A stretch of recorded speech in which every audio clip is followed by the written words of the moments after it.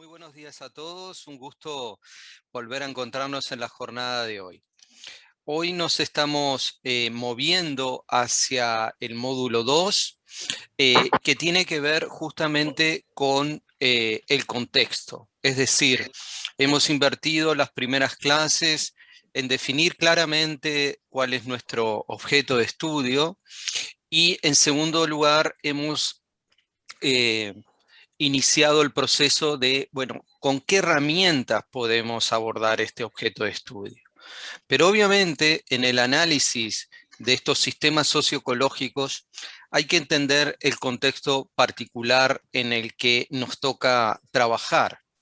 Si ya teníamos un escenario complejo al trabajar con sistemas socioecológicos, van a ver que también se nos complejiza bastante por el contexto en que estos sistemas actualmente operan y funcionan.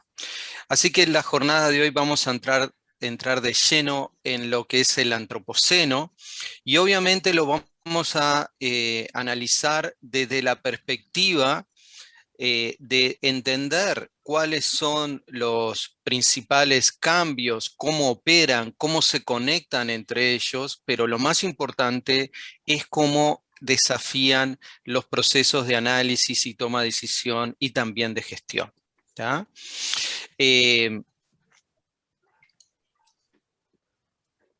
Para comenzar, vamos a prestarle atención a esta imagen, donde obviamente en esta línea de tiempo que toma como análogo tal vez la estructura de un caracol, eh, aparece toda la historia del planeta. Y en esa historia del planeta, obviamente, de miles de años, eh, de miles de millones de años, eh, el antropoceno, el momento o el periodo que nos toca analizar, en primer lugar representa en esa historia evolutiva del planeta, del desarrollo de la vida, el origen de las diferentes especies, el origen del hombre y de las sociedades humanas, estos últimos capítulos representan una fracción en este proceso, ¿no es cierto? Porque si nosotros le prestamos atención simplemente a la evolución de las grandes sociedades humanas desde la Mesopotamia hasta la actualidad, fíjense que nos estamos refiriendo a un periodo que involucra los últimos miles de años, 5.000, 6.000, 7.000 años antes del presente.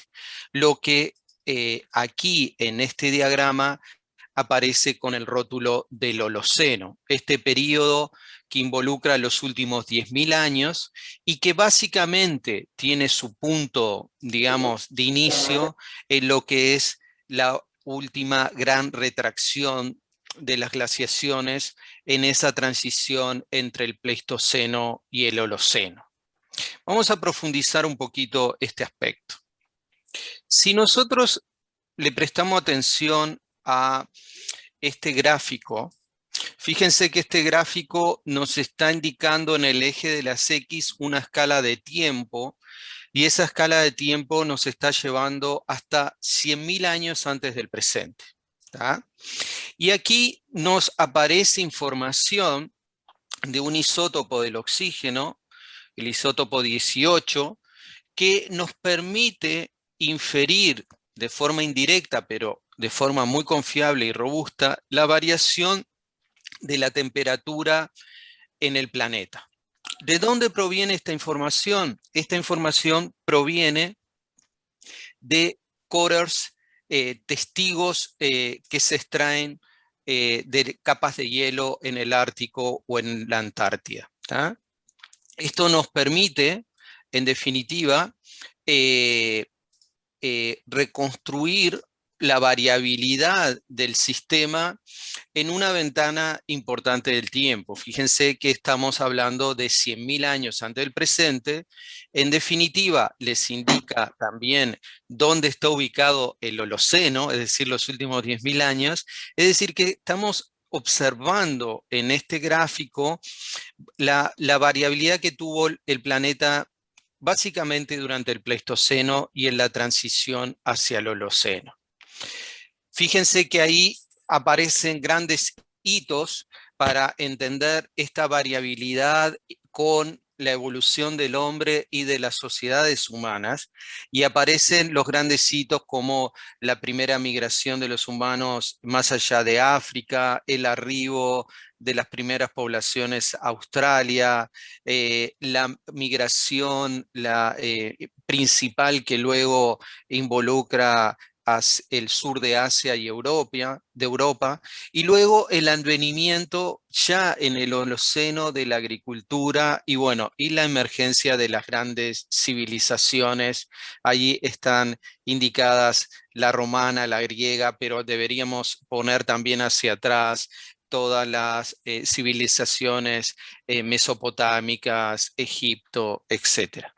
Pero el mensaje fundamental que hay detrás de este gráfico es que el Holoceno es un periodo muy particular en la evolución del planeta y de la biosfera, de condiciones claves, entre ellas la temperatura. Si ustedes ven este gráfico, la variabilidad de la temperatura previa al Holoceno es enorme. Y si nosotros tuviéramos la capacidad de mirar este gráfico hacia atrás y ir miles de años hacia atrás, veríamos que esa variabilidad es realmente impresionante, ¿no?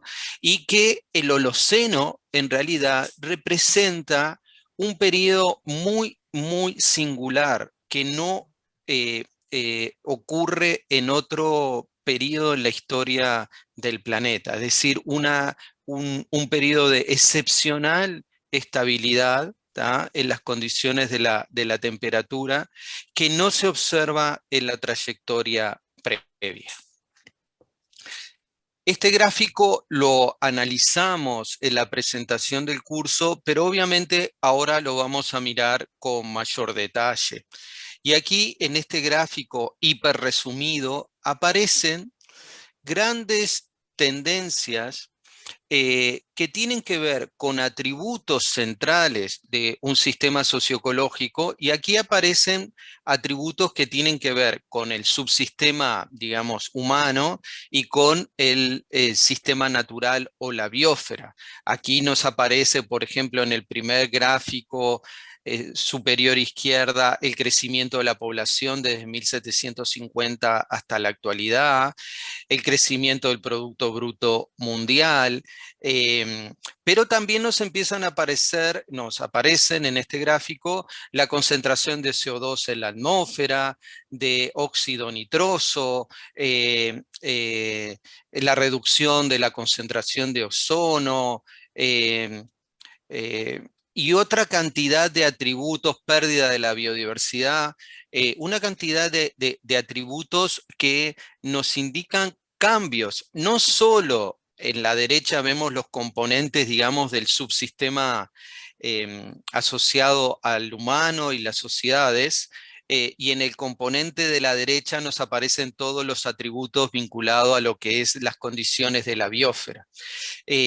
Todos ellos tienen algo en común, que es un crecimiento exponencial y muy acelerado a partir de momentos muy particulares. Algunos de ellos a partir de la Revolución Industrial y otros a partir de la década del 50 posterior a la Segunda Guerra Mundial. En definitiva, este gráfico de lo que nos está hablando es de cambios muy acelerados que han ocurrido en el último siglo y algunos de ellos en las últimas décadas. Acá tienen más detalle de lo que hablamos en el... Disculpen, que está sonando este celular. De algunos detalles de los que veíamos en el gráfico anterior, que tienen que ver con atributos como el dióxido de carbono, el óxido nitroso, fíjense la concentración de metano, ¿tá? De ozono, temperatura de la superficie de la Tierra, los problemas de acidificación del océano, la contaminación de nutrientes en zonas costeras, cuánto de la superficie de la Tierra hoy día se ha transformado y está destinada fundamentalmente a la producción de alimentos. Bueno, una pérdida de los bosques tropicales, captura de recursos marinos, bueno, es una cantidad impresionante de atributos, pero todos tienen un denominador común que es ese cambio muy acelerado. Por lo tanto, no es sorprendente que el antropoceno también tiene una denominación que es la gran aceleración, ¿no es cierto?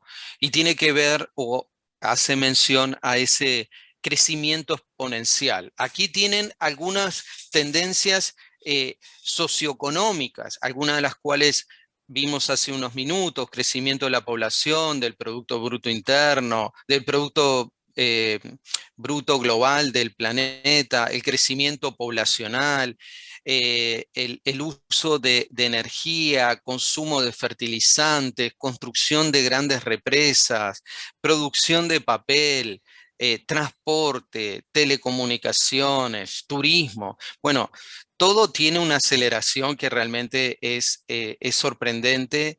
Y si el Holoceno era el último minuto, los últimos segundos en la trayectoria de, de la biosfera y de la evolución del hombre, eh, lo mismo ocurre con las transformaciones que están ocurriendo en las últimas décadas o siglos. Son fracciones de segundo en la historia del planeta. ¿Ah? Este contexto tan particular de cambios y sobre todo el surgimiento de externalidades en el desarrollo económico que no eran anticipadas, empezó a llamar la atención desde los años 80, o si quieren, podemos ir un poquito más atrás, en la conferencia de 1972 de Estocolmo, donde justamente se comienza a debatir las bases del desarrollo económico. Las bases, me refiero al sustento de todos los bienes y servicios que provee la naturaleza y que en definitiva está condicionado en el desarrollo socioeconómico actual. Y en ese movimiento que podemos establecer como primer hito la conferencia de Estocolmo, o si ustedes quieren tal vez encontrar la primera reflexión crítica, tenemos que ir a la primavera silenciosa, ¿no es cierto? Ese cuestionamiento que comienza a aparecer en la sociedad de Estados Unidos en la década del 50, vinculado, bueno, a la intensificación de la agricultura y los efectos que comienzan a observarse, entre ellos la desaparición de muchas especies, entre ellas de aves, por eso el título de la primavera silenciosa, ¿no? Em, eh, Diría que encuentra a nivel global una acción muy clara promovida desde los espacios de la gobernanza global, como es Naciones Unidas, en esto que se llamó la evaluación del milenio. Evaluación del milenio que se publica en el año 2005, que tiene una serie de em, aspectos y contribuciones muy importantes, pero que obviamente es un hito de una construcción que viene de atrás, y que ese cambio en cómo estamos considerando las bases del desarrollo social y económico, y también las bases de cómo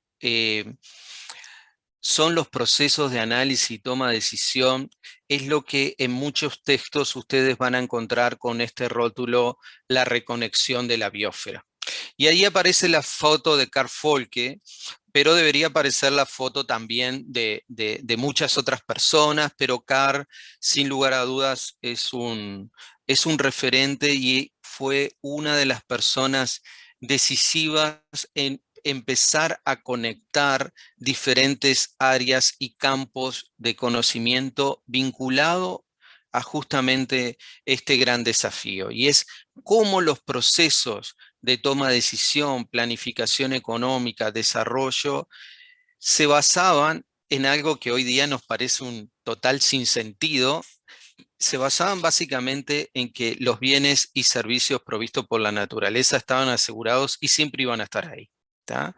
Y lo que propone el salto de reconexión de la biosfera y su producto, su hito más importante, la evaluación del milenio, es justamente cuestionar ese paradigma y justamente pensar que todos esos bienes y servicios que no solo condicionan el desarrollo humano y el desarrollo económico en el planeta, sino también la integridad de la propia vida en el planeta, más allá de la especie humana, tiene que construirse sobre otras bases. Y es aquí donde emerge con toda su fuerza el concepto de servicios ecosistémicos, que luego tiene toda una trayectoria propia, pero que en definitiva lo que cuestiona y el salto que nos propone la reconexión con la biosfera es relativamente simple. Es, bueno, no podemos seguir gestionando,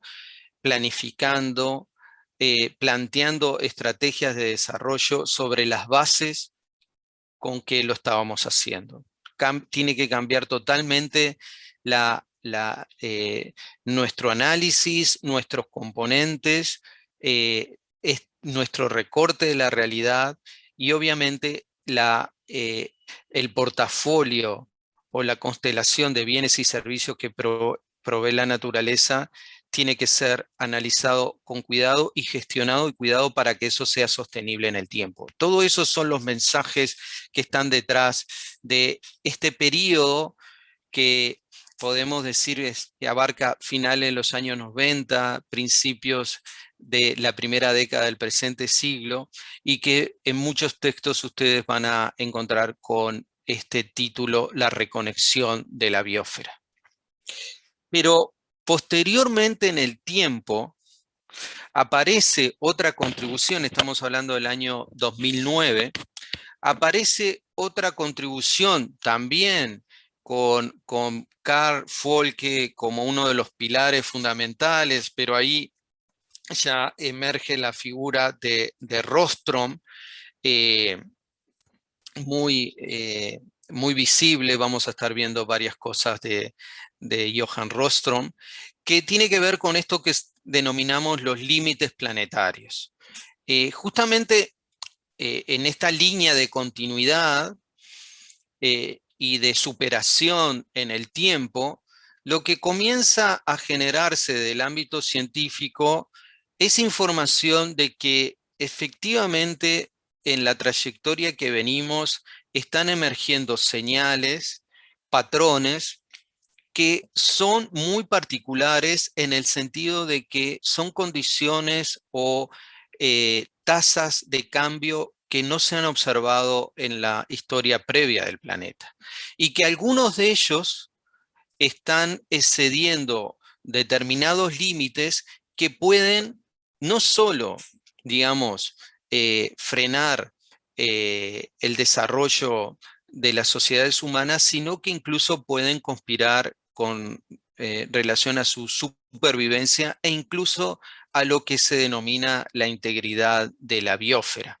Este famoso esquema que está detrás de los límites planetarios es una pieza de comunicación realmente brillante, en el sentido de que nos muestra de una forma gráfica muy clara Aquellas cosas en color verde que están dentro del rango de la variabilidad que se ha observado en la trayectoria previa del planeta, aquellas cosas que están en amarillo que solamente se han observado en periodos muy particulares, y aquellas cosas que están en rojo que no las hemos observado con anterioridad.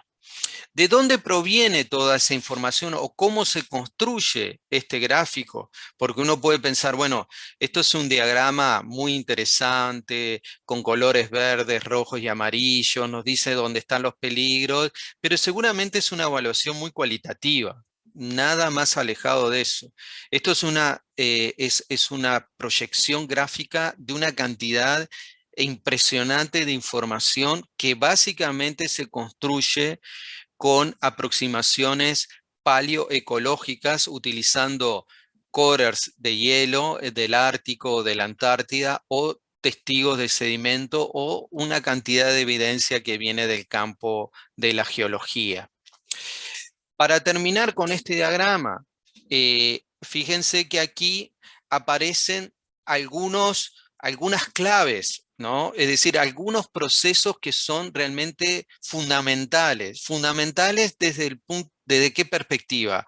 Desde la sostenibilidad de los sistemas socioecológicos, ¿tá? Aquí no aparece una constelación infinita de procesos, aparecen un grupo acotado que tienen que ver con flujos biogeoquímicos, uso del agua, transformación del suelo, integridad de la biosfera y cómo se incluyen los componentes de diversidad biológica, pero diversidad funcional, genética, es mucho más amplio, más profundo el concepto de diversidad que se maneja en este bloque.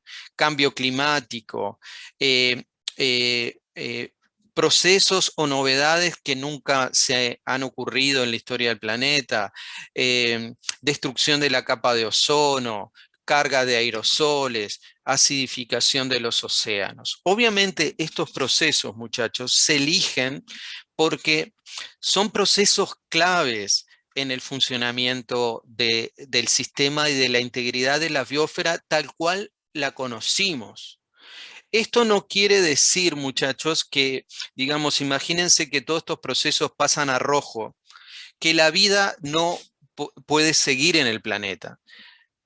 Seguramente va a seguir en el planeta o también puede desaparecer si, por ejemplo, en ese proceso se pierde la atmósfera o elementos claves que justamente nos protegen del planeta, de las radiaciones y nos llevan a un sistema donde la variabilidad de la temperatura sea similar a lo que ocurre, por ejemplo, en Marte o en Venus, ¿no es cierto? Sistemas que en algún momento también tuvieron atmósfera y que una de las cosas muy interesantes que es un campo fascinante eh, de estudio es todas esas investigaciones que tratan de establecer la historia de esos planetas, por qué en ciertos momentos tuvieron atmósferas y por qué se perdieron, ¿no es cierto? ¿Qué factores condicionaron cambios tan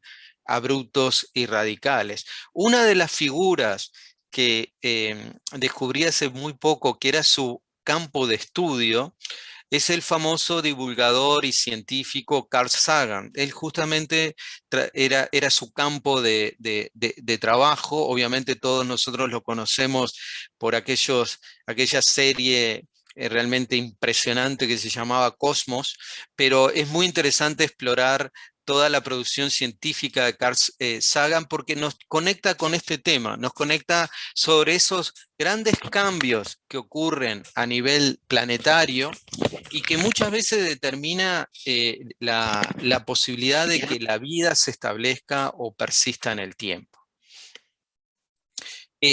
Termino con un par de slides más y abro el intercambio con ustedes.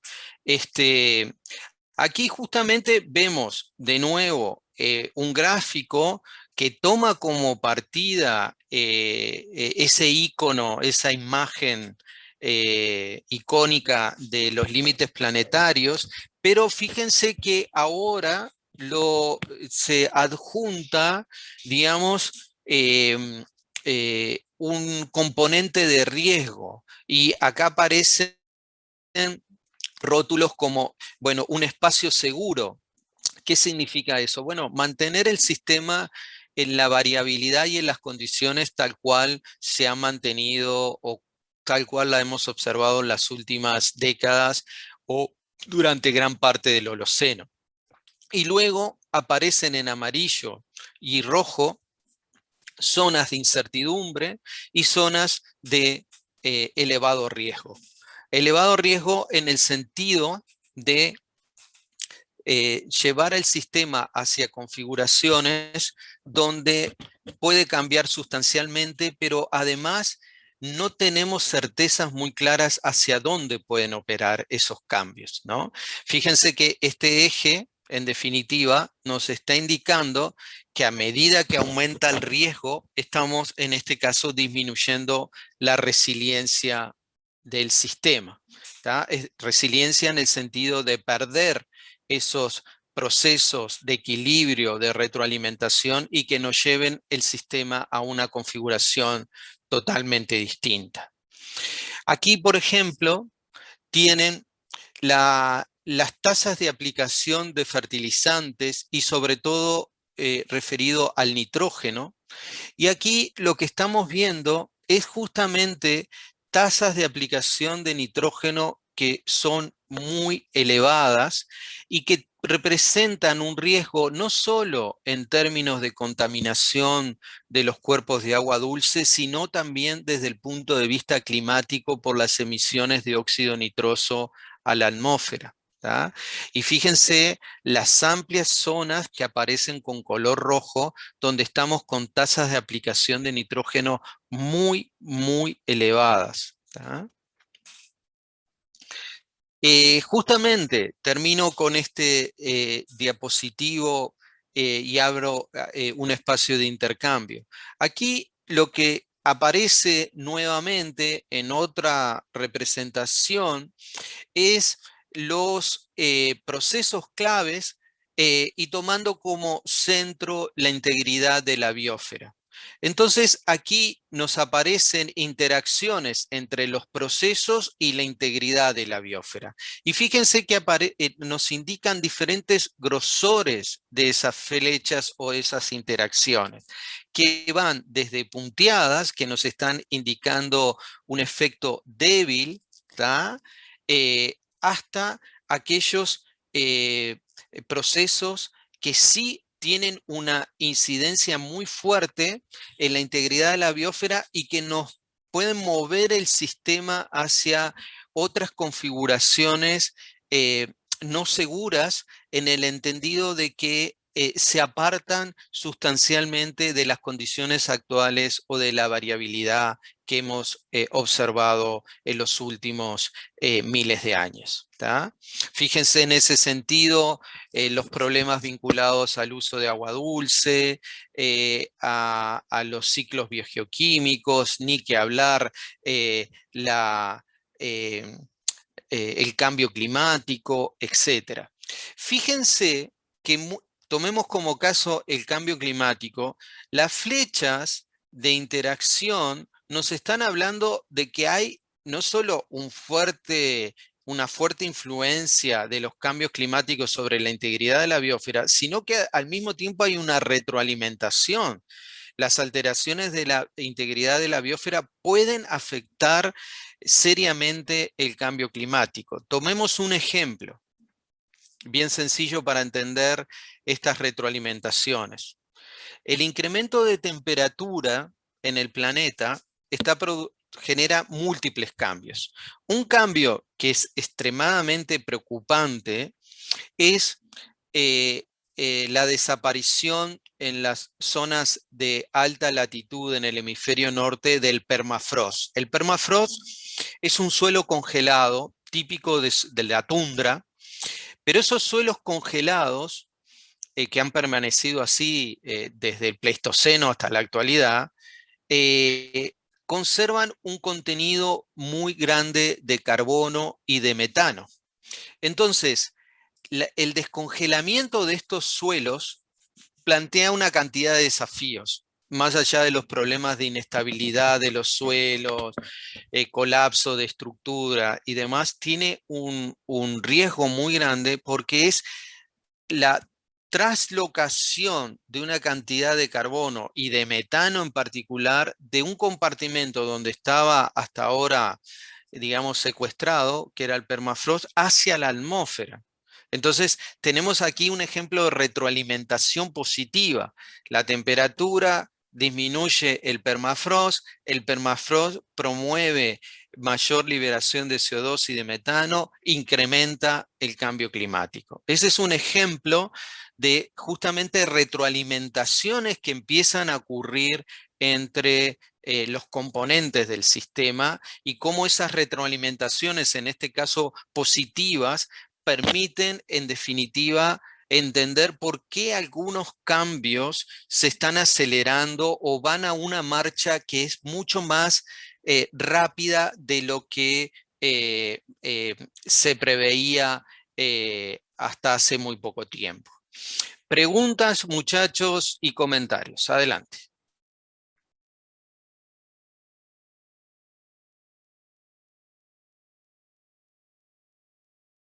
¿Quién se anima a intervenir para proponer alguna reflexión o algún comentario vinculado a los casos que están trabajando? Adelante, Pablo Abad.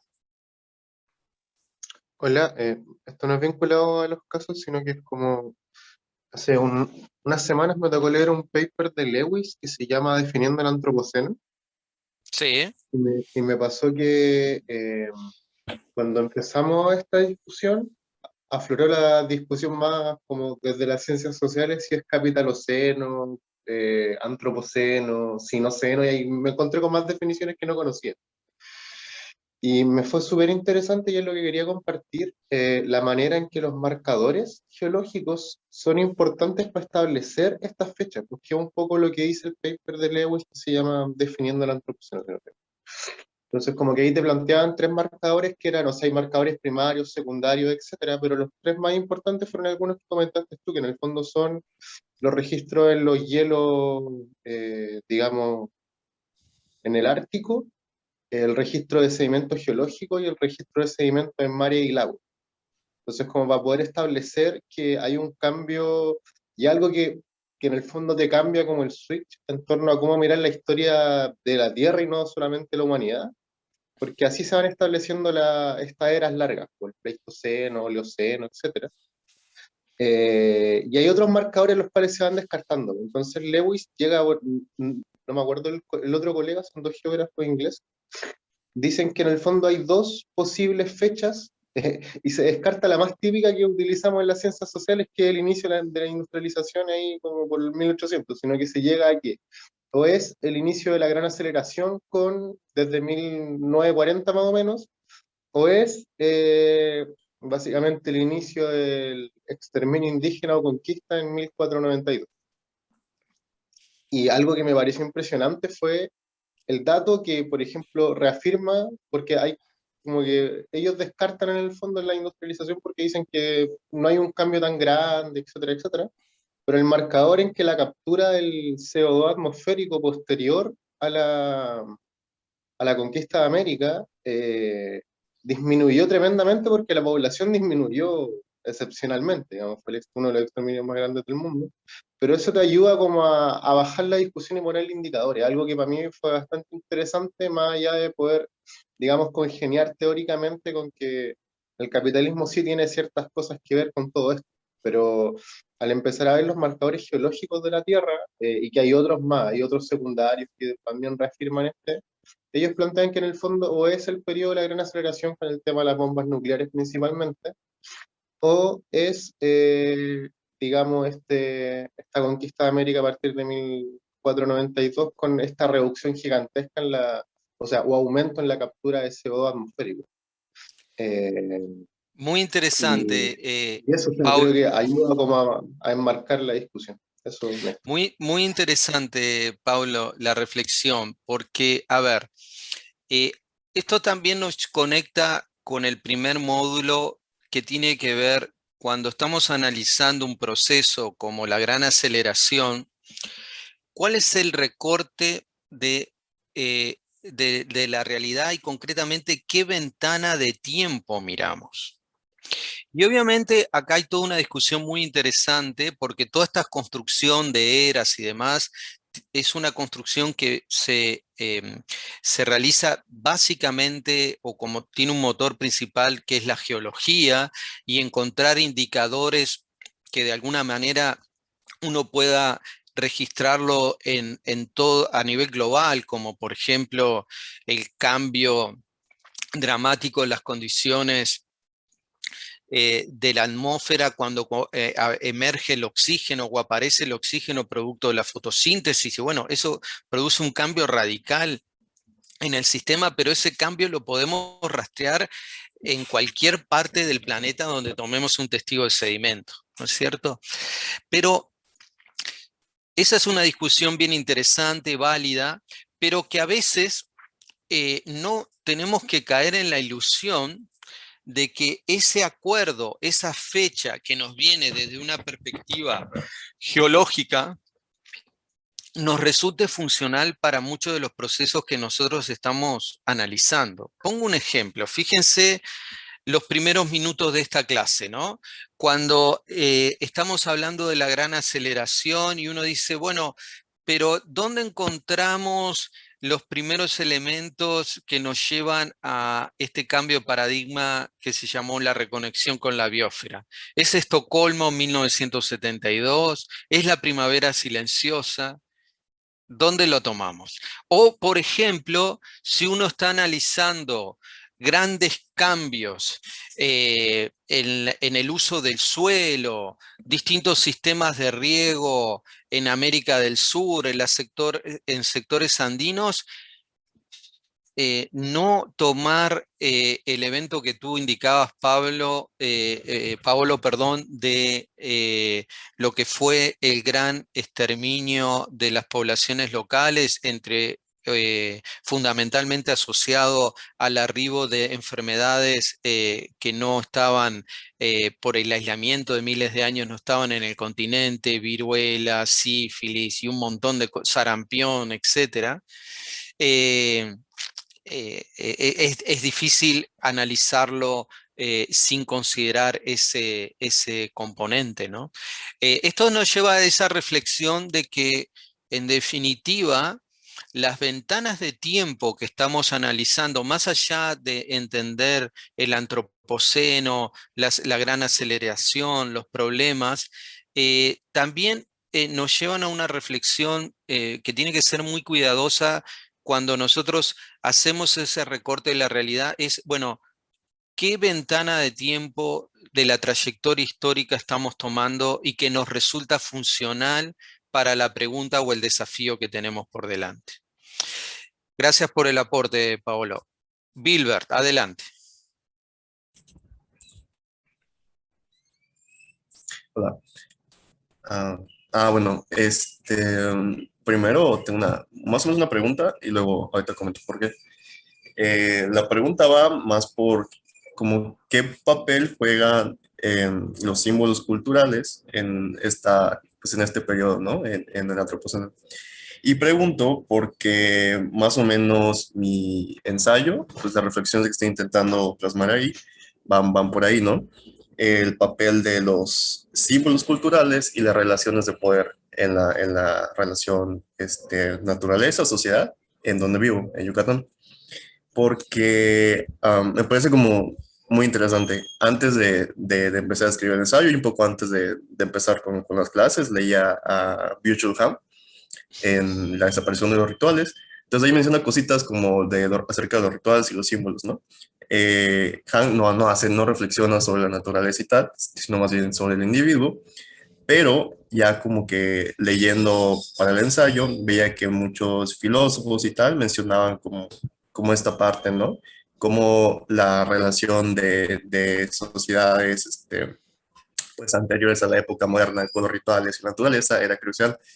Y aquí en lo particular, en ese sistema que estoy estudiando, que es como Yucatán, pues sí juega un papel muy primordial porque incluso en el periodo que justamente ahorita comentaba Paulo, después de la llegada europea acá al continente, pues la estrategia que se utilizó en la región en la que vivo, más que la estrategia como violenta, fue justamente promover la desaparición de los mitos y los símbolos, ¿no? O sea, esa fue la estrategia, porque como por 200 años habían intentado más o menos por métodos violentos ir por la conquista, pero habían como mitos muy, muy arraigados y habían símbolos muy arraigados.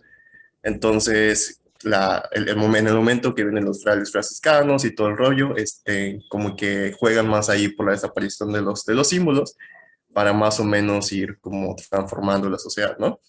Pero pues en ese asunto también se pierden cosas en la relación con la naturaleza. Yo quiero como que extrapolarlo a estos tiempos porque para mí ahorita hay otro fenómeno que tiene que ver con eso y es al respecto del desarrollo inmobiliario. Uno de los pocos símbolos que nos quedan acá tiene que ver con el espacio, ¿no? Tenemos casas tradicionales que tienen una fuerte carga simbólica. Entonces, en el desarrollo inmobiliario actual, en esta zona, que es como, pues ahorita se encuentra muy acelerado por ser un polo turístico y por la especulación de la calidad de vida, hay una continua desaparición de las casas tradicionales del espacio, una transformación del espacio, hacia casas de interés, residenciales y tal, que no tienen en absoluto una carga simbólica, ¿no? Entonces, como que por ahí intento reflexionar acerca de qué papel juega esta nueva desaparición de los símbolos y nueva desaparición del ritual en el tiempo que significa estar en una casa tradicional y que tú construyes y todo, hacia nuevas formas de habitabilidad, ¿no? En donde pues son casas similares, todas cuadradas, que no guardan ninguna carga simbólica. Entonces, como que por ahí va mi pregunta a modo general, ¿qué papel juegan en esta desaparición de los símbolos? Ya no tanto acá, sino pues en todos los lugares. Wilber, a ver, el objeto de tu trabajo es súper interesante y tiene un eje que realmente muchas veces no se incorpora o ni siquiera se contempla, que es justamente la relación hombre-naturaleza, ¿no? Y que termina condicionando absolutamente cuál es la cosmovisión que tiene una sociedad o que tiene el conjunto de actores en la definición de cosas muy concretas como estrategias de desarrollo y demás. El caso que estás analizando es súper interesante porque tiene un componente de sincretismo, ¿no es cierto? Es decir, cómo terminan fusionándose diferentes corrientes, cosmovisiones, desde, digamos, cosmovisiones que vienen, que podemos denominar precolombinas y luego cómo se reconstruyen a partir de la llegada del español y demás. Pero ese ensayo que puede parecer muy teórico, digamos, en realidad tiene un aporte que es fundamental, porque hoy día el territorio de Yucatán, el desarrollo de la zona costera y toda la presión inmobiliaria, obviamente está llevando hacia, por los artículos que leo, está llevando hacia un modelo de desarrollo que en primer lugar es muy exclusivo, que está generando problemas muy serios de desigualdad, de acceso a espacios que en muchos países son públicos, como es la playa, ¿no es cierto? Pero que además son insostenibles, no son sustentables, porque asociados justamente a la zona donde está y los cambios climáticos y la incidencia en extremos, en la frecuencia de eventos extremos y demás, está, digamos, interpelando ese modelo de desarrollo. Entonces, yo creo que el eje que estás planteando es muy relevante y muy interesante, que tiene que ver en definitiva con una construcción que muchas veces no emerge cuando se analizan estos temas, y es y que termina siendo fundamental, sobre todo de cara hacia el futuro. Cuando uno trata de acordar ciertas visiones u objetivos compartidos, si no están todos los supuestos sobre los cuales uno construye su visión, es muy difícil dialogar. Y es muy difícil generar consenso y espacios de construcción común. Y es una de las grandes dificultades. Y en ese capítulo, Weilberg, la relación hombre-naturaleza, y más en una sociedad como la que tú estás analizando, donde esa construcción tiene muchas vertientes que vienen de mucho tiempo atrás, es una construcción impresionante. Lo que sí te advierto, Wilber, es que eso es un trabajo como para un doctorado. No sé dónde estás parado tú en tu formación, pero es un desafío de largo aliento, ¿no? Sí, sí, bueno, no quiero monopolizar la palabra, entonces solo comento una cosa más. Ah, Sí, sí, justamente ahorita me topé con, pues tengo planteado 10 puntos para el ensayo y nada más como que en el borrador ya me aventé unas 20 páginas en el primer punto, ¿no? Entonces es muy complejo, pero muy, muy complejo y es como difícil no irse por las ramas. Por ejemplo, porque hay muchos caminos para irse por las ramas. Por ejemplo, por ahí una tesis como que quiero más o menos comentar en ese sentido, es que hay síntomas, tanto ecológicos como sociales, de un nuevo colapso ecológico a nivel regional, ¿no? Y en síntomas fuertes que se articulan con esto. O sea, hace poco tuvimos más o menos una tormenta tropical que fue muy ligera en comparación con tormentas de otros años, pero que fue muy, muy destructiva, ¿no? Entonces, ese es por ahí hay un síndrome ecológico, pero por ahí también hay síntomas sociales, como una alta tasa de suicidios. Somos como el tercer o cuarto lugar en el país, en un lugar en el que realmente no hay problemas, técnicamente no hay problemas sociales que correspondan a que haya muchos suicidios, ¿no? Entonces, es muy, muy complicado y es como, pues sí es muy fácil irse por las ramas y luego te pierdes en literatura, ya me topé, ya leía a Heidegger, ya leía a Paul Feyerabend, o sea, ya es como es un esfuerzo mental muy intenso, entonces sí estoy como intentando reducir ahorita un poco. Sí, pero es un camino muy relevante, Bilber. Te voy a ayudar con algunas lecturas claves, pero no lo veamos exclusivamente desde una perspectiva más filosófica. Esto tiene un correlato muy, si se quiere, muy práctico y estratégico, y es, de nuevo, cómo propiciar proceso de construcción con el conjunto de la sociedad.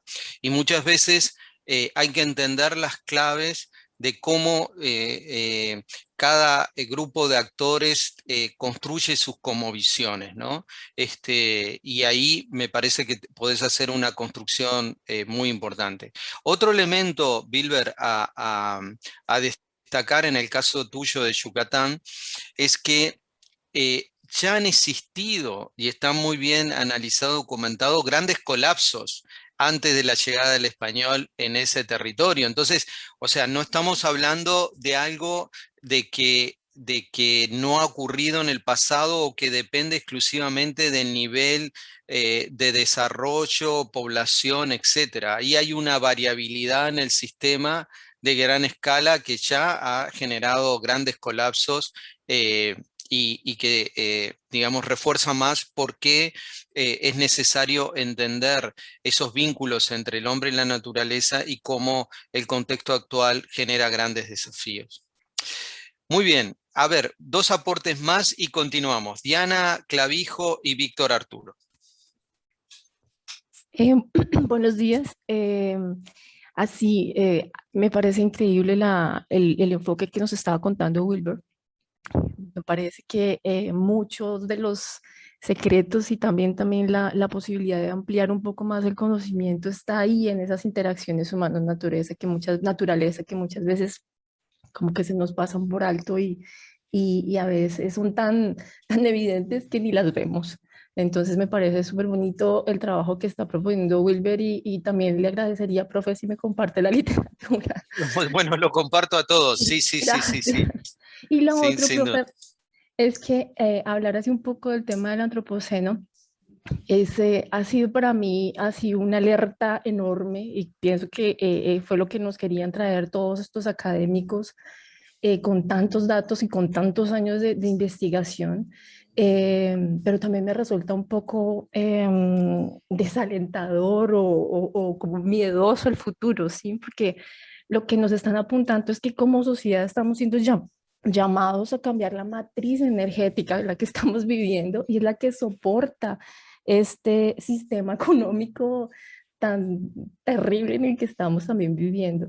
Entonces, a veces me resulta un poco complicado sacar fuerzas y continuar porque no le veo futuro, por más de estas últimas reuniones que tuvimos en las últimas semanas con todos los líderes del mundo y tantas promesas que se hacen. Veo muy complicado esa descarbonización de nuestra matriz energética, la veo muy complicado por más de que hayamos pasado por un colapso reciente del petróleo, pero todo gira en eso y también basándome y viendo los documentales que usted nos recomendó en las primeras clases, es como la última pala de cal para enterrar las esperanzas, ¿sabes? Pero bueno, también resurgen, ¿no? Con eso que le digo, de las interacciones humano-naturaleza, ver cómo las personas en la base, las comunidades de base y nosotros mismos en el día a día nos conectamos, es como que la forma de resurgir. Era solo eso, profe. A ver, Diana, no, muy interesante tu perspectiva. Voy a indicar algunas cuestiones importantes. Lo primero es que, siguiendo con la línea de Wilber, y sobre todo para aquellos que están parados o trabajando en sectores andinos, el tema planteado por Wilber tiene una gran complejidad porque ustedes tienen que recordar que en mucho de la relación hombre-naturaleza están los componentes no humanos en la sociedad andina, ¿no es cierto? Bueno, ¿qué es lo que la intencionalidad que muchas veces la cosmovisión del hombre le asigna a determinados componentes, determinada especie, una roca que está en el paisaje, etcétera, que hace que para, por ejemplo, los que tienen modelos, si se quiere, más occidentales o más vinculados a las construcciones en Europa, Estados Unidos o Canadá, es un mundo desconocido. ¿tá? Entonces, ahí en esa relación hombre-naturaleza, en muchos contextos de América del Sur, tiene una complejidad muy grande porque además de las motivaciones que el hombre reconoce como entidad, también hay una serie de motivaciones que el hombre le asigna a otros componentes no humanos del sistema y que juegan decididamente en cómo usamos el territorio, etcétera, etcétera. O sea, no es un tema para nada trivial. Ahora, digamos, cómo vemos el futuro en función del antropoceno. Mira, yo creo que hay muchas formas de verlo. Una es muy catastrofista y otra mirarlo desde una perspectiva más positiva. Obviamente, en cómo lo estamos mirando depende mucho de la historia de vida de cada uno de nosotros. Entonces, yo tengo una visión positiva y voy a poner los supuestos sobre la mesa, pero para entender esos supuestos también hay que entender algunas claves de la trayectoria que te pueden explicar por qué de repente tengo una visión positiva en un contexto tan difícil como el actual. Y para eso te digo dos líneas. Yo soy cosecha 1967 y vi la parte más negra de la historia del Uruguay con un golpe militar, etcétera, y muchas cosas que me impactaron directamente y en mi familia. Con esto lo que te quiero decir de forma muy resumida es que yo he visto una construcción donde arranqué desde niño en un pozo y lo que he visto es un progreso, ¿no es cierto? Con muchas contramarchas, pero si lo miro en relación al momento que nací y el contexto que me tocó vivir, es un cambio sustancial. En ese sentido, yo creo que la llegada de la pandemia genera un cambio brutal en el sistema, va a generar un cambio brutal en el sistema como lo está generando.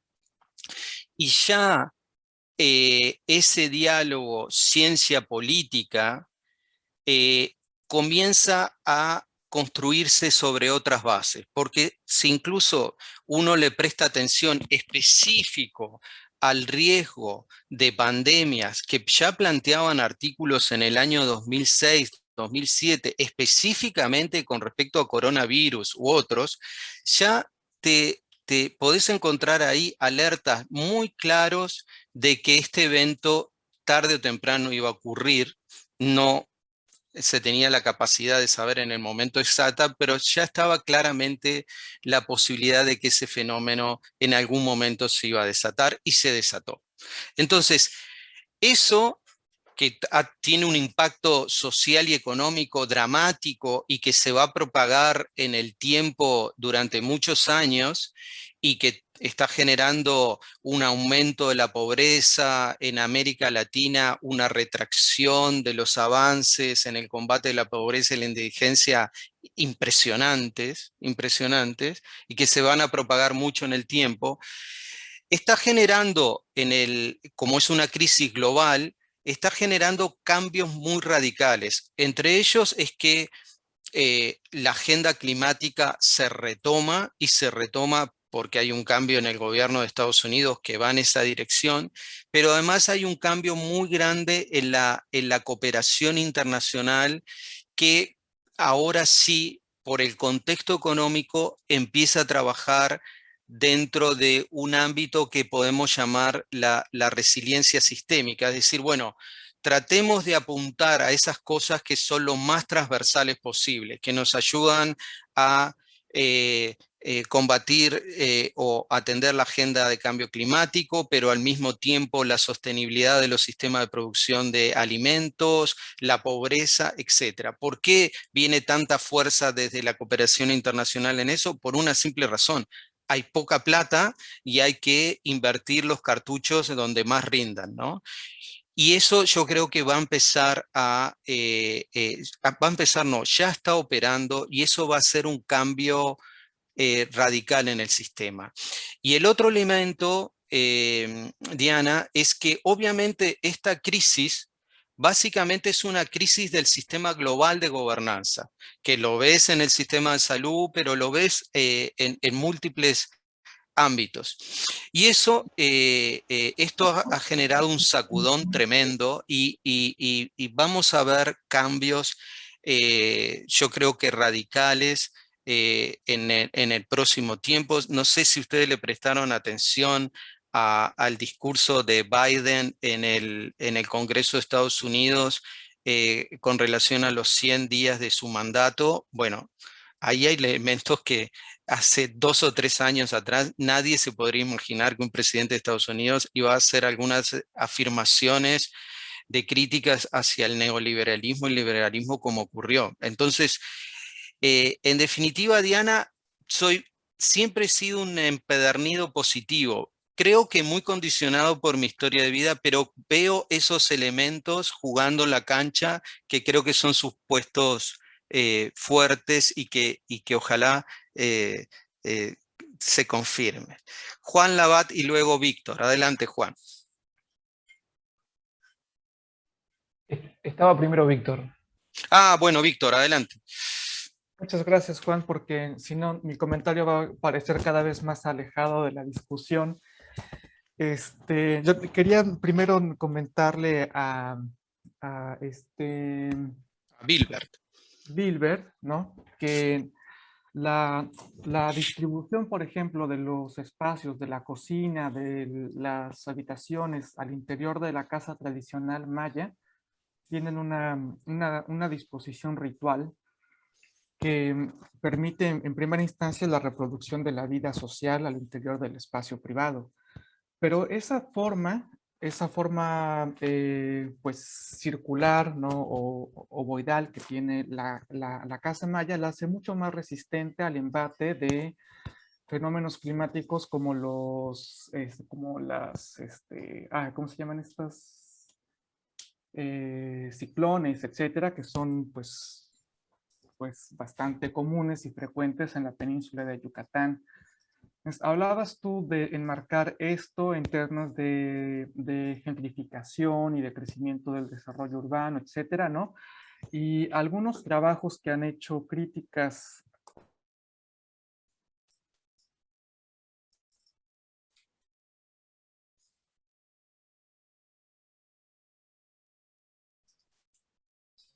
Se le apagó el micrófono, Víctor.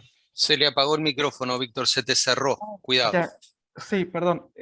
Comentaba que el doctor Andreas Wecher, que te recomiendo que lo contactes en la Universidad de Quintana Roo, hace una evaluación del Fondo Nacional de Desastres Naturales, donde explica que esa casa tradicional maya es mucho más resistente a estos fenómenos de cambio climático.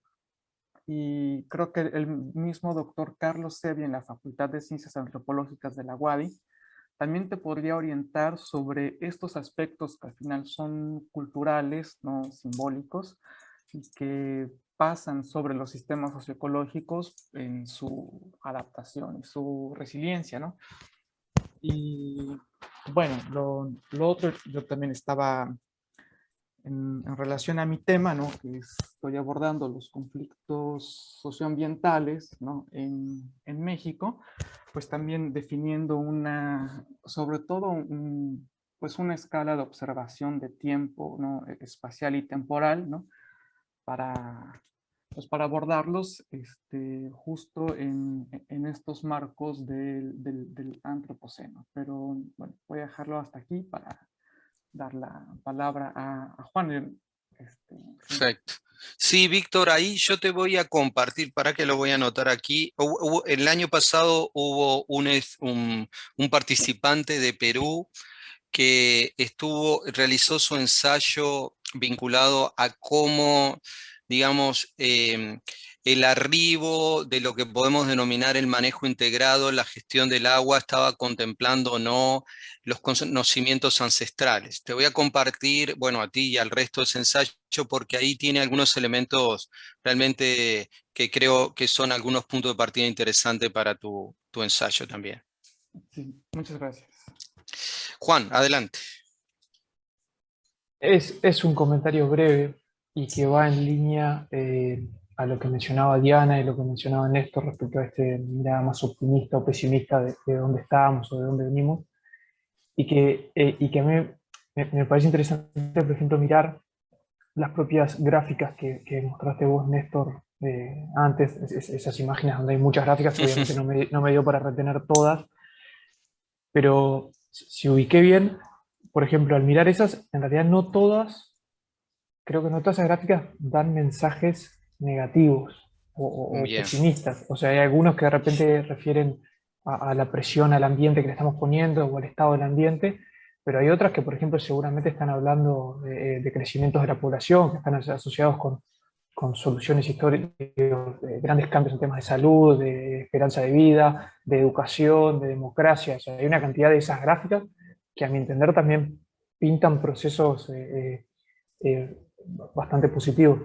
Y en ese sentido, y un punto más respecto a esto de optimismo, pesimismo, está quizás asociado también con estos cambios que se ven, por ejemplo, en el gobierno de Estados Unidos, que es entender también que esos procesos, si estamos en un proceso más bien positivo o negativo, también está asociado con la acción que tomamos. O sea, no es que ocurra nomás por una inercia que las cosas son positivas, sino está obviamente que hay una cantidad de gente por atrás que está tratando de, digamos, por ejemplo, si el capitalismo tiene sus cosas malas, pero entonces trabajar para, sobre esas cosas malas y aprovechar las buenas que trajo, por decirlo de alguna forma.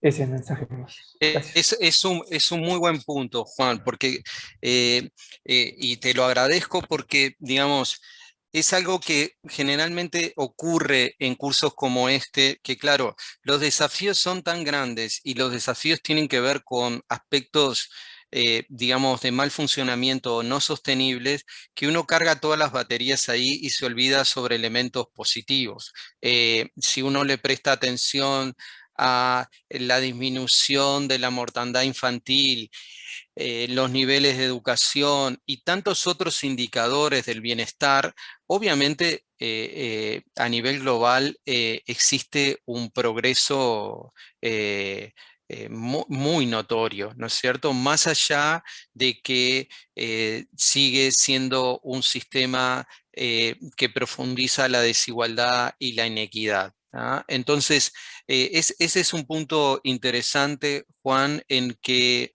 digamos, eh, a veces estamos cargando mucho las tintas y está bien que lo hagamos porque en realidad se nos juega el partido en ese sentido, pero eso nos lleva a veces a olvidarnos o no poner sobre la mesa las cosas en que hemos progresado sustancialmente. Piénsenlo más en este aspecto. Si nosotros vemos en la historia reciente del hombre el impacto de grandes pandemias, y no tenemos que ir tan lejos, vamos a la gripe española en el principio del siglo XX, y nosotros le prestamos atención no solo a la capacidad de detección del origen de esta pandemia, sino cómo prácticamente seguimos en tiempo real las mutaciones, dónde ocurren, en qué lugar, cómo se distribuyen, o mismo el desarrollo de las vacunas es una singularidad. Nunca tuvimos en el pasado esa capacidad, ¿no es cierto? Pero al mismo tiempo nos interpela en que obviamente lo que nos hemos dado cuenta es que en esa transformación del uso del suelo y expansión de los sistemas de producción, estamos generando unos riesgos impresionantes, entre otras cosas, vinculados a el pasaje de virus entre especies que normalmente o en el pasado no ocurrían, ¿no? Y eso genera una interpelación que yo creo que está determinando muchos cambios, muchos que son aceleración de trayectorias previas, pero otros que van a ser cambios importantes. Hace unos años hablé con justamente Rostrom y él decía una cuestión que me quedó grabada, decía, bueno, vinculado a la reflexión de Diana, la transformación de la matriz energética a nivel global se inició. Eso no hay duda, y este es un proceso que ya es irreversible, pero llegó tarde y va a una velocidad que no es la que nos va a permitir evitar un punto crítico en el sistema y el pasaje hacia configuraciones más adversas.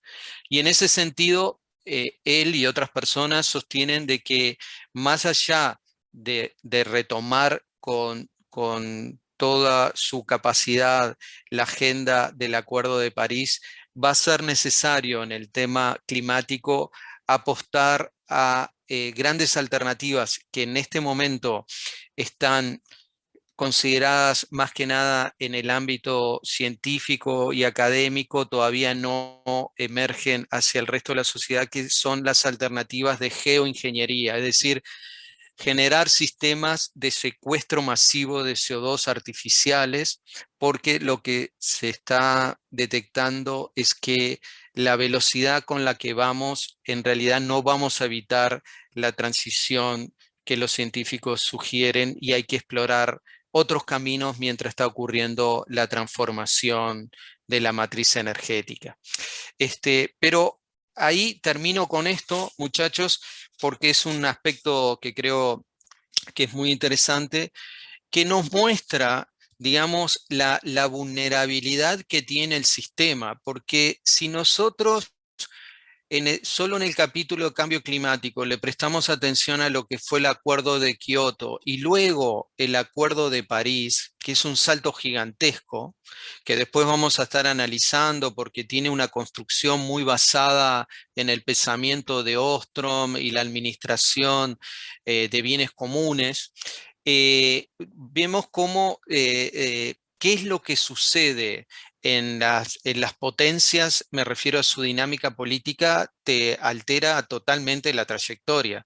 La llegada de Trump en Estados Unidos generó un parate brutal a la agenda climática a nivel global e impactó sobre la gobernanza. Sin embargo, si ustedes le prestan atención, muchos estados en Estados Unidos no siguieron al gobierno federal, siguieron en la trayectoria que venía anteriormente. Entonces, eh, hay procesos que muestran todavía una vulnerabilidad muy grande y muy dependiente también de ciclos político-electorales, pero yo creo que ya la trayectoria, por lo menos en la transformación de la matriz energética está jugada y la pregunta es qué tan rápido o qué tan lento vamos a estar avanzando y si necesitamos algunas otras estrategias adicionales para evitar estos tipping point o puntos críticos o de bifurcación. El gran desafío para mí en este momento es cómo avanzamos en la transformación de los sistemas de producción de alimentos. Es ahí donde creo que hay un capítulo que hay que abrir y hay que avanzar sustancialmente, no solo por la emergencia de pandemias como la que estamos navegando, sino porque realmente el sistema de producción de alimentos es absolutamente insostenible en el tiempo. Y eso es el tema que yo creo que gracias al coronavirus se abrió completamente y ahora ya la interacción entre la ciencia y la política se construye sobre otras bases en relación a este tema. ¿Ah? Muchachos, vamos a hacer lo siguiente. Son 10:45. Vamos a hacer un descansito de 5 minutos y retomamos la clase y vamos a dejar los últimos 30 minutos de todas las clases para que cada uno plantee casos. Le voy a pedir que en estos 30 minutos, porque mantuvimos un intercambio muy interesante con Ignacio Sommer por mail, le voy a pedir a Ignacio si podés plantear tu caso de interés porque tiene muchas aristas que va a ser muy útil reflexionar con el conjunto de participantes del curso. Nos encontramos en 5 minutos.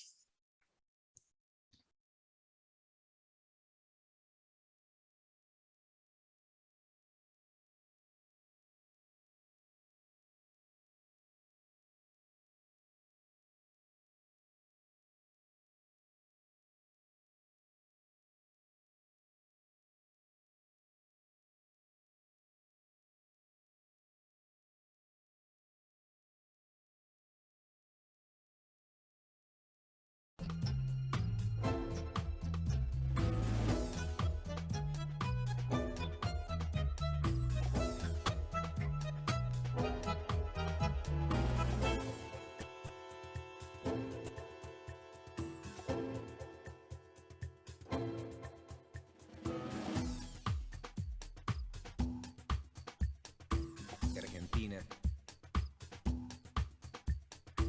Buenos Aires, el puerto de Santa María del Buen Aire.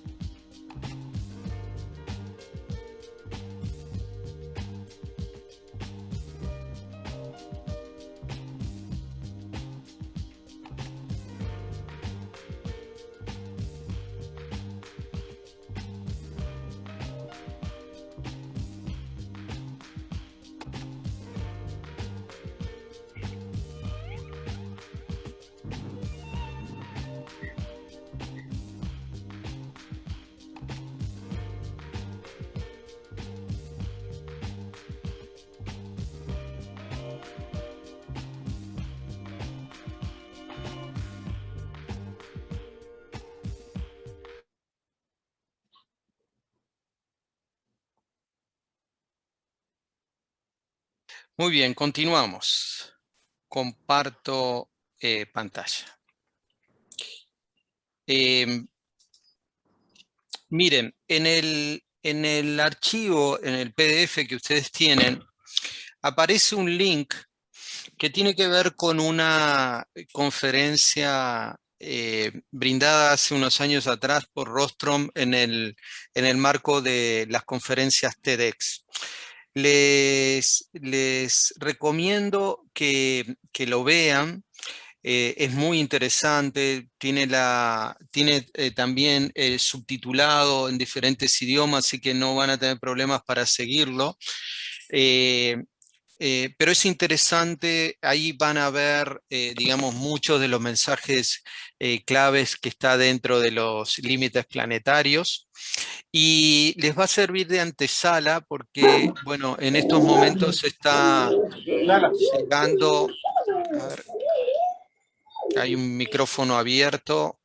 En estos momentos se anuncia una serie que ya está en el Reino Unido y otros países que justamente trae contribuciones de Rostrom, Carlos Nobre de Brasil sobre el rol del Amazonas, etcétera, en una serie de capítulos que se van a ver en un documental en Netflix que está dirigido por Attenborough, el británico, figura emblemática de lo que tiene que ver justamente con relación hombre-naturaleza prácticamente los últimos 50 años y el rol que ha jugado desde la BBC con sus programas documentales interesantes. Así que les recomiendo, miren con atención este material porque nos permite entender, digamos, la multiplicidad de presiones, pero sobre todo una multiplicidad muy bien seleccionada, muy bien jerarquizada, que no es un número infinito, sino que es un grupo muy acotado, que de alguna manera nos está gobernando la dinámica del antropoceno. ¿Tá? Ahora, sin lugar a dudas, hay un elemento fundamental en la dinámica del antropoceno que tiene que ver con el crecimiento poblacional. Y eso, digamos, tenemos que mirarlo en la complejidad que ya tiene esta cajita del crecimiento poblacional, que es un crecimiento muy acelerado, pero que además tiene la particularidad que, a diferencia de lo que ha sucedido en otros momentos de la historia de las sociedades humanas,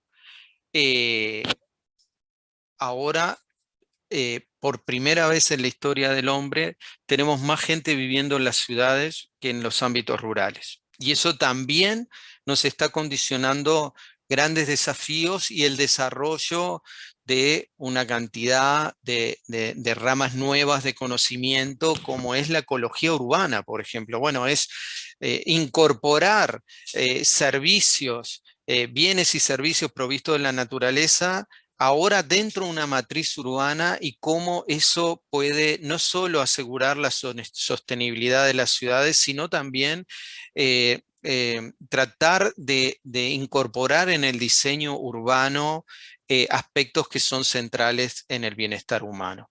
Entonces, ahí tenemos un capítulo del crecimiento poblacional. El otro capítulo es que ya las predicciones, a menos que vuelva a ocurrir otra pandemia y que sea mucho más letal que la que estamos viviendo en la actualidad, ya se sabe que la estabilización de la población no va a ocurrir en el 2050 de acuerdo a las proyecciones actuales, sino que va a ocurrir en el año 2100. Y es muy probable que eso ocurra en eso ocurra en el año 2100 y probablemente esa estabilización va a tener lugar con 11.5 mil millones de personas. Fíjense que hoy día somos 7.000 millones y pico de habitantes. Eso significa, muchachos, si no existen grandes cambios en los sistemas de producción de alimentos, cosa que seguramente va a ocurrir, que tenemos que producir un 40% más de alimento de lo que estamos produciendo en la actualidad. Pero cuidado, este problema se resuelve solo modificando la producción de alimentos, o también se puede abordar desde la perspectiva del consumo y desde la perspectiva de la distribución de los alimentos. Y ahí surge algo súper interesante, y es que hay estudios que demuestran claramente sobre base empírica que en realidad entre la producción de alimentos, por ejemplo, de frutas y hortalizas, entre lo que se genera a nivel de un predio productivo y lo que realmente llega a la mesa y se consume, hay una pérdida de casi el 40%. Eso nos interpela en el sentido de que si nosotros concentráramos todas las baterías en los patrones de consumo y de distribución o las formas en que estamos consumiendo y produciendo los alimentos, ya esa brecha que nos genera el crecimiento, el desafío del crecimiento poblacional podría ser atacado de forma muy significativa. Pero obviamente esto también tiene otra vertiente, el problema, que tiene que ver con la distribución de los alimentos. Y eso nos conecta con el sistema económico, que en realidad el grave problema que tenemos hoy día es distribución de alimentos, no tanto generación de alimentos, ¿tá? Y esto es un tema central. Entonces, pongo esto sobre la mesa porque frente a un gran desafío como por ejemplo el crecimiento poblacional y sus demandas en términos de alimento, puede ser abordado desde una multiplicidad de estrategias. Y esa multiplicidad de estrategias obviamente generar un cambio sustancial y realmente generar un cambio efectivo en la transformación, no solo de los sistemas de producción de alimentos, sino de los patrones de consumo y los sistemas de distribución. En ese sentido, fíjense, y en este marco de el antropoceno, ¿no es cierto? Y las grandes transformaciones, fíjense en casos de América del Sur que son realmente emblemáticos. Ustedes analizan, por ejemplo, muchos ensayos o muchos aportes en la década del 40 y 50 de, por ejemplo, Allende, y una de las cosas, digo, por su formación disciplinar que les va a llamar la atención, es justamente muchos de ellos estaban focalizados en los problemas de dieta de la población chilena y las necesidades insatisfechas o los niveles mínimos de consumo de alimentos de una gran parte de la población. Y hoy día, si analizamos el contexto de Chile previo a la pandemia, estamos en el otro extremo, que es los problemas de la obesidad y el consumo no saludable de alimentos. Obviamente hay gente que pasa hambre y concretamente en el contexto actual mucho más. Pero fíjense cómo en el transcurso de pocas décadas hay un cambio tan radical donde un problema décadas atrás fundamental era que la gente llegara a los niveles mínimos de consumo de alimento que una vida saludable requiere, a irnos hacia el otro extremo donde tenemos un problema de obesidad en todos los estratos, inclusive en los menores de edad, donde el problema pasa a ser mucho más importante. Y en contracara a esto que estamos hablando, que ocurre en muchos países, seguimos en otras partes del planeta con problemas de hambrunas masivas, gran mortandad de personas vinculadas a el no acceso de alimentos, muchas veces vinculados a determinados eventos climáticos que generan pérdidas de cosecha, etc., ¿no? Entonces, como vemos, el antropoceno no solo tiene grandes desafíos, sino que realmente nos interpela desde la relación que nosotros tenemos con la naturaleza hasta las cosas más básicas de cómo nos producimos los alimentos, cómo consumimos, cómo distribuimos los alimentos, etc. Muchos dicen que es una crisis civilizatoria y yo creo que realmente lo es, porque es un quiebre en el sistema total que justamente está condicionado por esta multiplicidad de shock que están operando al mismo tiempo. Marina, adelante.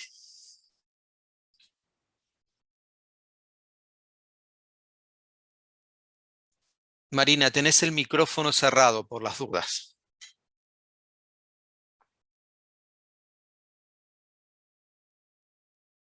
Yo creo que se nos... Ay, perdón. Ah, dale, adelante, adelante. Perdón, no sé qué le pasó a mi conexión. Bueno, en el chat lo comentaba sobre el problema ambiental central del planeta, ¿no? El enunciado que tenías es la población humana. Bueno, yo he leído, honestamente no recuerdo los autores, que el principal problema es más que la cantidad de personas, son los patrones de uso de los recursos. Es decir, un ejemplo claro es la cantidad de energía que utiliza un ciudadano estadounidense comparado con cualquier otro país, ¿no? Pues digamos en una situación vulnerable, me parece que 5 veces o más veces el consumo de energía. Yo entiendo que este enunciado se refiere más a la producción de alimentos, pero si lo vemos como problema ambiental, yo entiendo que el problema es, digamos, la contaminación y la demanda de recursos que ejercen un pequeño sector de la población, digamos, a nivel mundial, ¿no? Y estamos hablando, pues, de los países más desarrollados. Entonces, no estoy muy segura de si el problema ambiental como tal, yo lo vería más un poco social, entonces, sea la cantidad de personas, sino más bien el patrón, ¿no? de uso de los recursos. Marina, mira, totalmente de acuerdo. Digamos, cuando hablamos de crecimiento de la población, no solo le estamos prestando atención a cómo aumenta el número, sino sobre qué bases va a ocurrir ese crecimiento y en qué condiciones van a vivir. Y en ese sentido tu reflexión es totalmente oportuna y de hecho ustedes tienen un slide en este archivo que justamente va al punto que tú estabas planteando. Esto es una contribución que ya tiene sus años, pero en grandes números creo que es interesante el ejercicio que se planteó en ese momento. Aquí ustedes tienen una evaluación de, digamos, cómo las necesidades que tiene un habitante de la India en relación a un habitante de Estados Unidos y esas necesidades se estiman en función, bueno, ¿qué área de producción, no solo de alimentos, sino de producción en general, se necesita para mantener el estándar de vida de un ciudadano de Estados Unidos en relación a uno de India? ¿Está? Y esa relación es 9.6 a 1. Es decir, como les indica ahí, un ciudadano de Estados Unidos para mantener su estándar de vida en términos de provisión de todos los bienes y servicios que requiere, tienen promedio, de acuerdo a la tecnología que disponemos, se necesitan más o menos 10 hectáreas. En cambio, para un ciudadano de la India, por los requerimientos que tiene, esas necesidades pueden ser satisfechas en 1 hectárea. Pero fíjense la parte inferior de este diapositivo.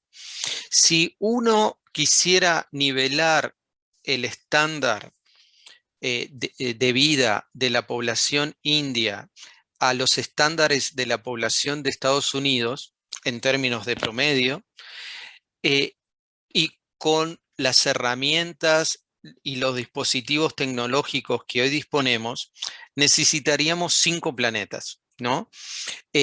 Entonces, aquí está el nudo de la cuestión que muy bien planteaste tú, Marina, que es, obviamente, el crecimiento poblacional en su conjunto no puede tener las mismas bases de desarrollo que hemos recorrido hasta ahora. Bases me refiero desde aspectos tecnológicos hasta aspectos sociales, económicos y cómo se distribuye, digamos, aspectos fundamentales, cómo van desde sobre qué bases tengo mi desarrollo económico, cuánto CO2 emito, qué alimentos genero y cómo los produzco. Eso es claramente insostenible en el tiempo. Pensemos en otra transformación muy importante que ha ocurrido en América del Sur. En América del Sur hemos tenido transformaciones del uso del suelo muy grandes que se producen por un efecto diferido en el espacio, y es que China ha movilizado ya en un par de ciclos de 10 años decadales el equivalente de la población de Estados Unidos desde las condiciones de extrema pobreza hacia la clase media. Y eso tiene un impacto gigantesco en el consumo, entre otras cosas, en el suministro de alimentos.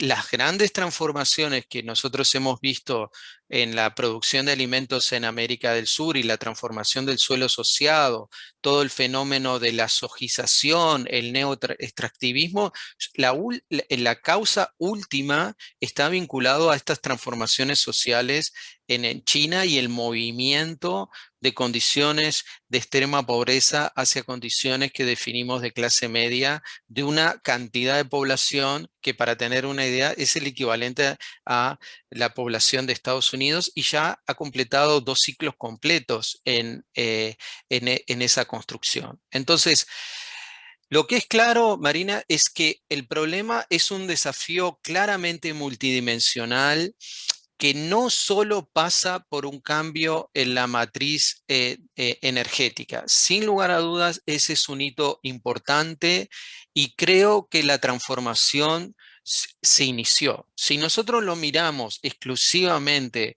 desde el punto de vista de los grandes fabricantes de automotores, las grandes firmas, todas ya establecieron el fin de la producción de los motores a gasolina.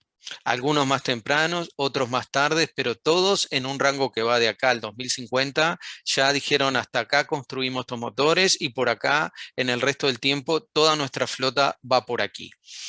Pero también, y esto es importante, esa transformación tiene que ir acompañada de otras transformaciones que va vinculado a cómo vamos a estar produciendo los alimentos y cómo vamos a estar distribuyendo los mismos en la población global. Ya ahora el problema no se puede resolver simplemente por una justaposición de estrategias de los diferentes países. El desafío es tan grande que requiere una construcción global que tiene grandes problemas y grandes desafíos, como nos ha demostrado la emergencia de la pandemia actual, ¿no? Pero muchas gracias, Marina, por tu aporte. Les propongo lo siguiente, muchachos. Revisen este archivo en PDF en detalle. El jueves que viene vamos a tomar algunos puntos de este archivo para profundizar, pero obviamente si hay aspectos que ustedes quieren explorar en mayor detalle, además de la selección que yo voy a poner sobre la mesa al principio de la clase del jueves, con mucho gusto lo abordamos. Pero ahora, para tratar de ir vinculando el desarrollo de los aportes teóricos con los casos, vamos a destinar estos últimos minutos al análisis de un caso. Adelante, Ignacio, y si tenemos tiempo, invito a quien no haya intervenido hasta ahora con sus casos de estudios a participar. Adelante, Ignacio. Buen día. hago una introducción de mi caso de estudio, que es un poco tal vez diferente a algunos que ya han presentado. Vienen por el lado de un sistema de producción de alimentos, específicamente un tambo, un predio lechero, que lo estoy tratando de asociar con la tesis de maestría que estoy haciendo este año, que la pregunta que trata de responder es la búsqueda de un uso eficiente de los nutrientes en el predio lechero. Entonces está una evaluación de estrategias de manejo. Pero está en este enfoque de este trabajo, estoy tratando de darle este enfoque sistémico, analizando como los factores internos, externos. Y le consultaba a Néstor cómo hacer, ya que no estoy hablando de un predio lechero específico, por ejemplo, de Juan Pérez, sino que me planteé hacerlo como un caso hipotético de un tambo. Entonces, tengo que hacerlo más en la elección de las características, como que represente a lo que es la lechería en Uruguay, o enfocarme en un sector de la lechería y que el análisis sea funcional. Entonces estoy como en esa etapa de definición del sistema. Muy bien, muy bien, muy bien. Un Por caso ahí. muy interesante. A ver, vamos a hacer este recorrido, incluso incorporando estas reflexiones que hacían en la primera mitad y estos elementos que ponía sobre la mesa Juan Labat. Primero es que en un país como Uruguay, que su matriz socioeconómica depende básicamente de la producción agropecuaria, este tema evidentemente concita mucha atención. Si nosotros lo miramos por los indicadores positivos, obviamente este es un sector que tiene un avance productivo y tecnológico impresionante, con una capacidad de producción de leche y productos derivados muy interesante, y que además tiene una contribución en las exportaciones bien destacado, ¿no? Hago una anécdota de un paréntesis que nos conecta con el punto que estábamos hablando con Marina recién. Hace más o menos 10 años atrás, en una cooperación China-Uruguay que se estaba definiendo en esos momentos, me invitaron a una reunión y el planteo de China era que necesitaban aumentar el consumo de proteína y derivados de leche en la población de China, y China quería explorar el abastecimiento de helados por parte de Uruguay. Bueno, el desafío era impresionante, y bueno, la escala de Uruguay te da para un par de heladerías en Pekín, y era imposible abordar el desafío de ellos, ¿no? Eso para ubicarnos a veces en las escalas de los problemas. Pero yendo al desafío que plantea Ignacio, el sector lechero tiene tiene un gran desafío, y es que es un sistema que, tal cual está hoy diseñado y manejado, tiene una externalidad negativa muy desfavorable, que es una exportación de nutrientes fuera del sistema, y que generalmente termina en los cuerpos de agua y genera eutrofización. Y ese es uno de los puntos que hoy día, en un caso como el de Uruguay, se le presta mucha atención, porque la cuenca lechera, Uruguay abarca la principal cuenca de abastecimiento de agua para la zona metropolitana del Uruguay, donde vive prácticamente el 60 y pico por ciento de la población. Digo todas estas piezas de información para entender cómo un tema, de repente, en un contexto particular, en un país, toma una relevancia que, a veces mirado desde otros países como los que están parados ustedes, es difícil de entender. Bueno, ¿y por qué este tema es tan irrelevante, tiene estas características y demás? Ahora, ¿por qué existe una exportación tan grande de nutrientes? Básicamente porque la producción lechera se desarrolla en un área relativamente pequeña para la carga ganadera que tiene, y depende del subsidio de insumos que vienen desde fuera del sistema. básicamente forraje, alimento, etc. Entonces ustedes en un ámbito lechero tienen, digamos, una exportación de nutrientes que viene de nutrientes que son producidos fuera del sistema y que se incorporan en el sistema de producción, más todos los desechos y el bosteo de las vacas, más todo el desecho que se genera en la extracción de la leche, etc. Entonces, ¿cómo avanzar? Bueno, algo que parece, digamos, un poco como volver al pasado, es que una primera pregunta que se hacen es, bueno, pero nosotros no podríamos estar fertilizando exclusivamente con los desechos del bosteo, lo que en la literatura ustedes en inglés van a ver con el manure, ¿no? Que es, bueno, yo fertilizo a partir de los desechos que tengo del bosteo de la vaca y desechos en la producción de leche. ¿Tá?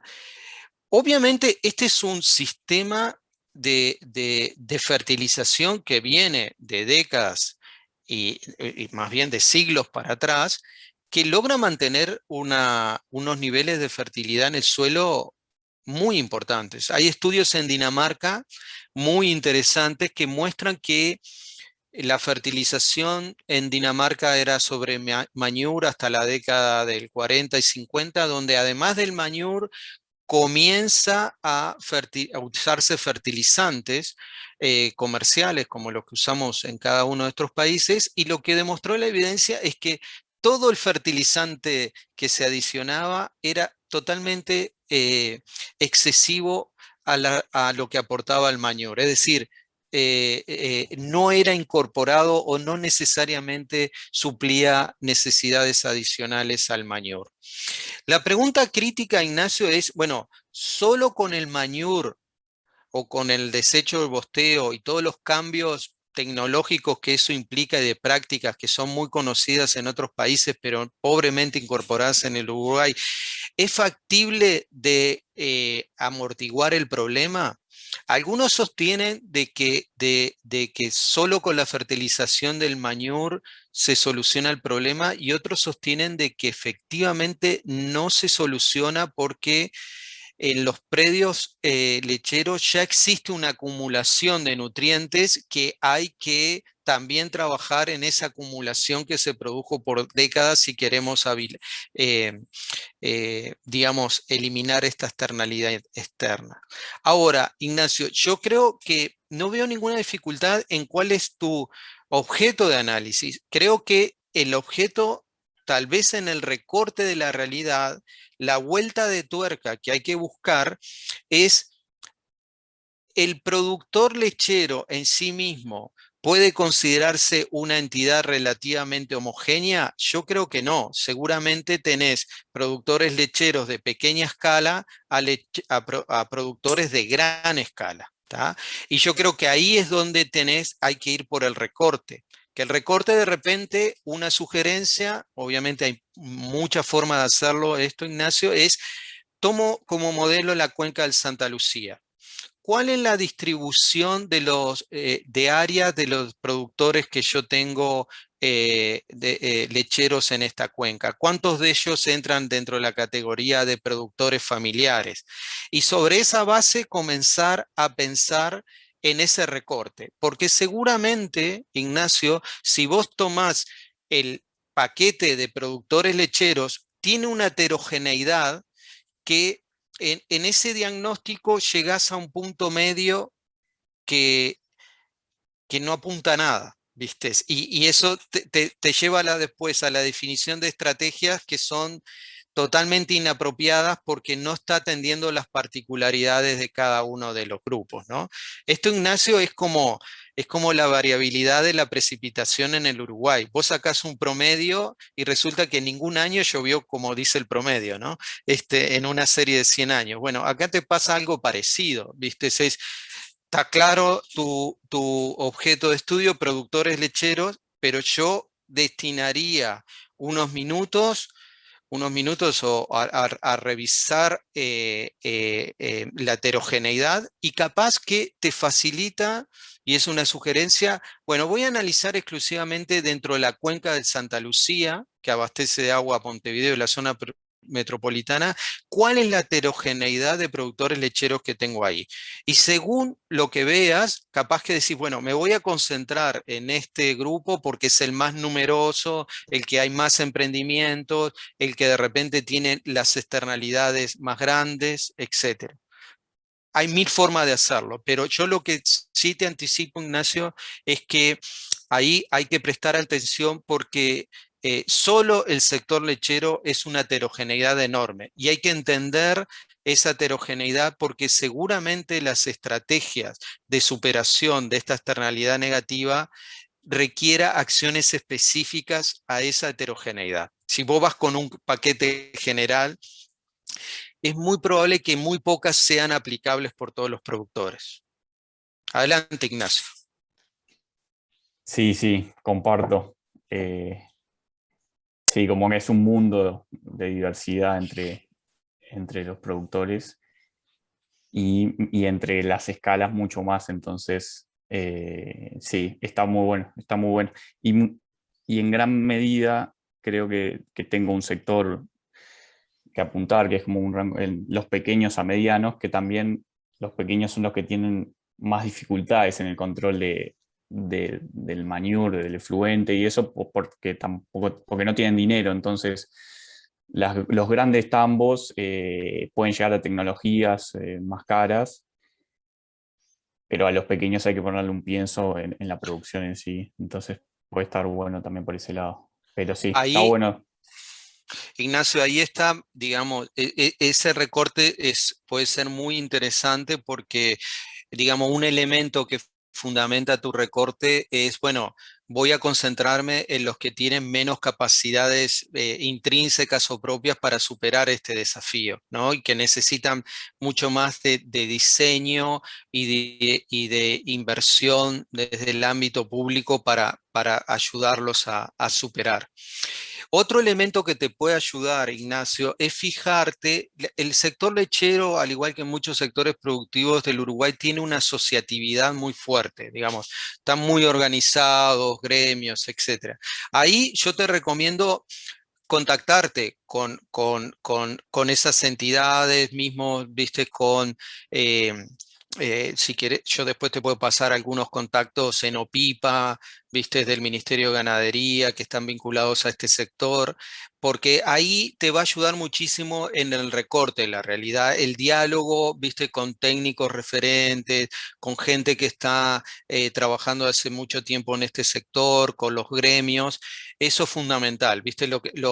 Este es un punto que ya hemos tocado varias veces en el curso, que es en el recorte de la realidad traten de dialogar con los actores involucrados, ¿tá? Obviamente hay una construcción que ustedes la hacen en base a toda la evidencia que disponen y con las mejores intenciones, pero créanme que siempre hay aspectos que se nos escapan, porque el productor no está escribiendo artículos científicos ni capítulos de libro y ni siquiera tampoco los que están en roles que son muy claves, como aquellos que están diseñando la política pública o que están definiendo estrategias y demás. Ellos tienen un conocimiento muy valioso que hay que tener la habilidad de incorporarlos y ponerlos sobre la mesa, ¿tá? Y ahí todo el tiempo que inviertas en eso, Ignacio, después te facilita todo el trayecto hacia adelante, ¿no? Porque después, en un recorte mal de tu objeto, te empieza, bueno, pero acá, fíjate que tomaste un conjunto de productores, pero acá estos tienen condiciones socioeconómicas muy disímiles. Acá te va a funcionar esto, pero en esto no te va a funcionar.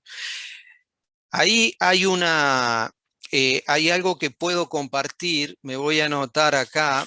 Hay un colega acá vinculado al instituto que se llama Ismael Díaz, que él viene del campo de la geografía, y él hizo su tesis doctoral justamente con la adaptación al cambio climático de ganaderos familiares en las serranías del Uruguay, ¿no? Una zona que se entiende que es muy vulnerable a la variabilidad del régimen de precipitación. Y bueno, yo les voy a mandar todos los artículos que él generó, porque apunta a esto que te estoy hablando, Ignacio.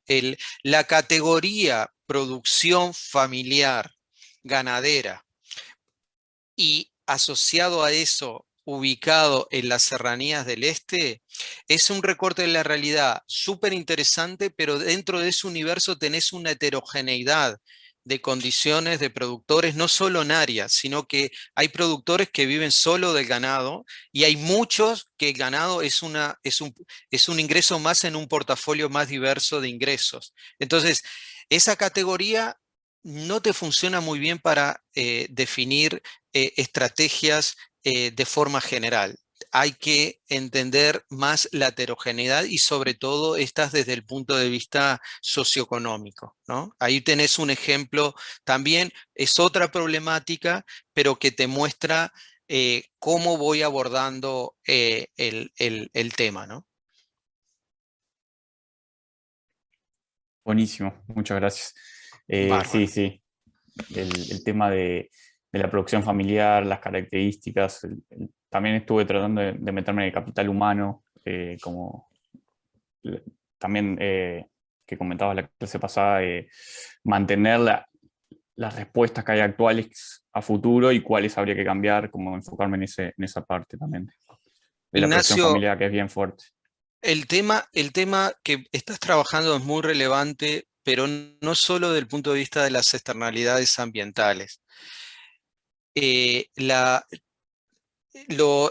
Todas las cadenas de comercialización de alimentos van a cambiar radicalmente y todo lo que antes se avisoraba en el horizonte de barreras arancelarias, todas esas van a caer en el corto plazo. Y el sector lechero es un sector que tiene una perspectiva de crecimiento muy grande, pero si no resuelve algunas externalidades ambientales, van a representar barreras en la comercialización en el corto plazo. Entonces, míralo también de esa perspectiva. No es solo resolver un problema de eutrofización, es también para el productor y para el sector mantener o asegurarle el acceso a mercados muy exigentes y que por lo tanto son los que te representan mejores precios al producto que vos estás generando, que terminan siendo decisivos. Entonces, también mirarlo en la constelación de impactos que puede tener avanzar en una estrategia como esta, que no pasa exclusivamente por temas de eutrofización. El desafío es mucho más grande. Involucra comercialización, inserción del país en el comercio global de determinados rubros, etcétera. Muchas gracias. Muy bien, muchachos, son 11:30. Un placer volvernos a encontrar.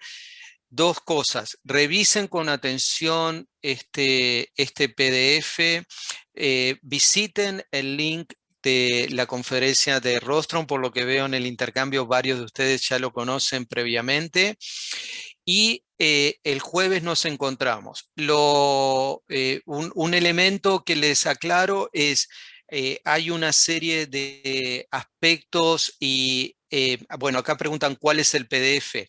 El PDF es el correspondiente a la clase de hoy que recibe el nombre de módulo 2 y que también yo se los envié por correo, pero también lo tienen en la plataforma Edmodo. Tómense en el tiempo de revisarlo, puesto que vamos a estar cerrando la clase que viene con este módulo. Lo segundo es que yo voy a estar compartiendo una serie de materiales que surgen del intercambio en la jornada de hoy y lo voy a compartir con todos ustedes, más allá de que se conecta con algunos casos o algunos ensayos en particular. Muchos de estos elementos pueden ser también útiles para todos, así que en ese intercambio de papers, libros, etcétera, lo voy a hacer al conjunto de estudiantes que están participando acá. Les agradezco muchísimo también toda la visualización y links que están todos los días ingresando en el chat de las clases. Eso es muy importante. Les agradezco porque están aportando materiales que creo que son de mucha utilidad para todos. Algunos PDF yo no los tenía, así que les agradezco muchísimo esa visualización. Muchachos, cuídense, sigan tomando los recaudos que sean necesarios en esta etapa tan difícil y nos encontramos el jueves y por supuesto todas las inquietudes y demás que quieran explorar por correo a disposición. Nos estamos viendo.